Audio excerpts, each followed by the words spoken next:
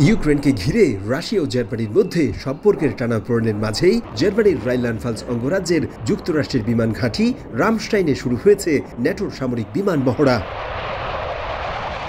Friendly competition নামে এই যুদ্ধ বিমান মহড়ায় পশ্চিমা সামরিক জোট ন্যাটোর সদস্য দেশ স্বাগতিক জার্মানি ছাড়াও ফ্রান্স, ফিনল্যান্ড, যুক্তরাজ্য, নেদারল্যান্ডস, যুক্তরাষ্ট্র সহ আরও বেশ কয়েকটি দেশ অংশ নেয়। রামস্টাইনের এই মহড়ায় চতুর্থ ও পঞ্চম জেনারেশনের অত্যাধুনিক যুদ্ধ বিমান ছাড়াও জার্মানির বিখ্যাত ইউরোফাইটার এয়ারক্রাফটের মাধ্যমে বৈমানিকরা ন্যাটোর শক্তিমত্তার জানান দেয়।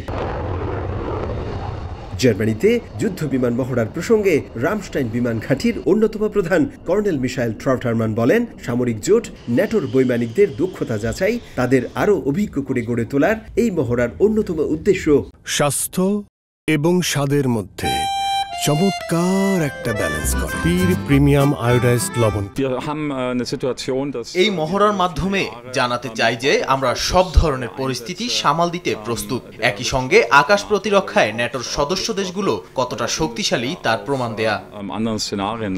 প্রায় 7 ঘন্টা ব্যাপী এই মহড়ায় ন্যাটোর সদস্য দেশের 30 জনেরও বেশি বৈমানিক অংশ নেয়। সামরিক বিশেষজ্ঞরা বলছেন, মিত্রদের মধ্যে ঐক্য বাড়াতে এবং রাশিয়ার মতো পরাশক্তির সম্ভাব্য হুমকির বিরুদ্ধে শক্তি প্রদর্শনের অংশ হিসেবে এই মহড়ার আয়োজন। জার্মানি থেকে বিটু বড়ুয়া, সময় সংবাদ।